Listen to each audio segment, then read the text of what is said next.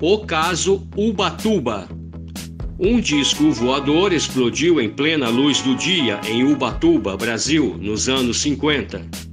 Em quase todos os casos envolvendo quedas de UFOs, existe a falta de uma sólida evidência física.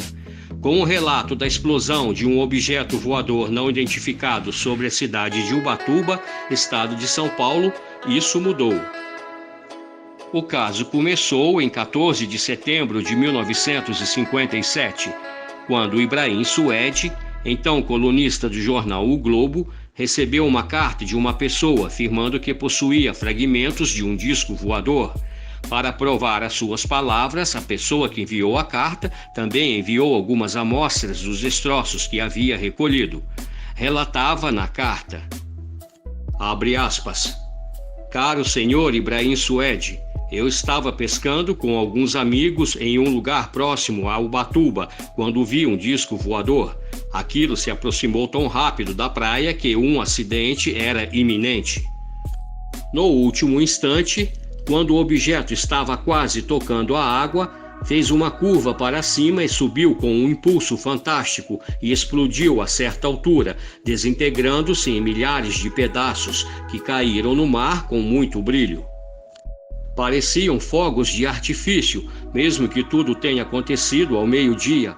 A maioria dos fragmentos caiu no mar, mas alguns pequenos pedaços tombaram perto da praia e nós os pegamos. São muito leves como papel. Estou enviando junto com a carta umas amostras desse material para que seja analisado. Fecha aspas. A assinatura na carta era ilegível e por isso não se pôde identificar a pessoa que a enviou. O ufólogo pioneiro Olavo Fontes, médico e ex-membro da Aerial Phenomena Research Organization, a APRO, acreditou que se tratava de uma farsa. Mas, se o conteúdo do material fosse realmente verdadeiro, Olavo Fontes pensou que algo teria que ser feito. Resolveu então convidar Ibrahim Suede para um encontro particular. Nesse encontro, o colunista mostrou-lhe um dos pedaços do metal. Fontes escreveria mais tarde, abre aspas, era uma substância cinza escuro, sólida, de aparência metálica. Sua superfície não era lisa e polida, mas irregular e muito oxigenada. A superfície de uma das peças tinha rachaduras bem finas, sempre na longitudinal. A outra não mostrava sinais de arranhões ou fissuras. Fecha aspas. Riqueza de detalhes. Embora as amostras parecessem com chumbo, eram mais leves que alumínio, quase tanto quanto papel. Ibrahim Suede não mostrou interesse pelo material, pois não acreditava em discos voadores, e no final do encontro com o ufólogo Olavo Fontes, ele entregou-lhe os pedaços de destroços para que fossem analisados por cientistas. O ufólogo ficou impressionado com as observações feitas pela testemunha, pois dificilmente uma pessoa que estivesse mentindo conseguiria relatar um avistamento com tamanha riqueza de detalhes. O mais importante é que os fragmentos estavam em poder de Olavo Fontes e ele poderia mandá-los para estudo. O Laboratório de Produção Mineral, que era uma divisão do Ministério da Agricultura na época, concordou em analisar as amostras. A amostra número 1, assim chamada por Fontes, era o maior dos fragmentos e foi submetida aos testes pela doutora Luísa Maria Barbosa e vários outros químicos, e eles determinaram que o fragmento, por causa de sua baixa densidade, não era um meteoro. O doutor David Goldstein sugeriu que aquilo era um metal muito leve, mas os outros doutores se recusaram a aceitar essa possibilidade sem antes analisá-lo melhor. Com exames mais sofisticados, como análises de raio-x, testes espectrométricos e estudos microscópicos superficiais realizados pelos químicos Elson Teixeira, Augusto Batista e Elisário Távora Filho, foi confirmado que o material era mesmo algum tipo de metal e tinha se fundido. Teste de densidade. Os resultados dos testes não foram divulgados e as amostras foram consumidas durante os estudos. A amostra número 1, que havia sido a maior de todas, tinha sido destruída e Olavo Fontes enviou as outras 2 amostras para a sede da APRO, nos Estados Unidos. A doutora Coral Lorenzen, então uma das diretoras da organização, remeteu alguns pedaços para a Força Aérea Norte-Americana, mas o operador do espectrograma conseguiu destruir os fragmentos sem antes obter uma resposta. A entidade então enviou fragmentos para a Comissão Norte-Americana de Energia Atômica. Um teste foi feito na amostra e descobriu-se que tinha uma densidade específica, um pouco maior do que a do magnésio normal, e esse era um resultado interessante porque pôde ser explicado pela presença de oxigênio no metal. Em seguida, outra análise espectrográfica foi realizada e a presença de vários elementos foi encontrada, mas os técnicos disseram que era devido à contaminação pelos eletrodos. As análises de laboratório também mostraram que o metal veio de um objeto que se quebrou rapidamente. Enquanto tudo isso acontecia nos Estados Unidos, Olavo Fontes procurava em São Paulo o homem que enviou o material para Ibrahim Suede, pois haviam perguntas que não foram respondidas na carta. Infelizmente, não conseguiu encontrá-lo.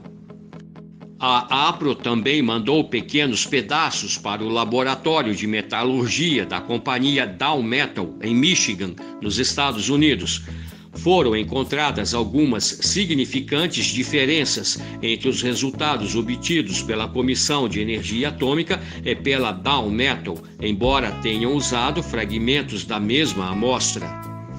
Durante a realização do Comitê Condon para Estudos Ufológicos da Universidade do Colorado, nos Estados Unidos, no final dos anos 60, as amostras do caso Ubatuba foram novamente examinadas. O material é único. O relatório final, divulgado pelo Comitê Condon para Estudos Ufológicos, no dia 8 de janeiro de 1969, foi incisivo e detalhado e dizia o seguinte: abre aspas. Embora o fragmento brasileiro tenha sido provado não ser puro, o material é considerado único, sem semelhante em nosso mundo. A grande concentração de estrôncio é particularmente interessante, já que este elemento não é uma impureza esperada no magnésio. Mesmo que possuíssemos um verdadeiro material feito com tecnologia alienígena, teríamos possivelmente os seguintes problemas na sua investigação. Primeiro, seriam os métodos extraterrestres usados na construção, bem como sua tecnologia, idênticos aos que temos disponíveis aqui na Terra? Segundo, se os alienígenas utilizam materiais não encontrados aqui na Terra, seus métodos estão muito além de nossa tecnologia. Terceiro, a falta de tecnologia terrestre para detectar tais evidências, ou seja, se os materiais examinados são de outros mundos. Quarto, o material não é encontrado na Terra e os métodos para sua fabricação estão além do nosso conhecimento. Quinto, a evidência da origem extraterrestre existe nas amostras e pode ser detectada por nós. Fecha aspas. Segundo os pesquisadores, a puríssima amostra do metal recolhida em Ubatuba se encaixa na quarta categoria, aquela de que o material não é encontrado na Terra e os métodos para sua fabricação estão além de nosso conhecimento.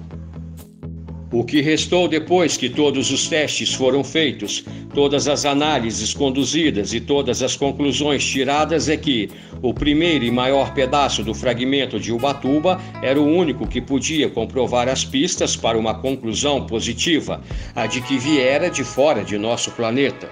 Explicações para a origem do metal foram apresentadas.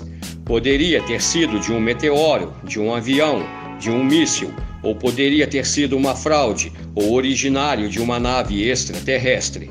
A hipótese de ter sido um meteoro foi eliminada por causa da pureza do magnésio.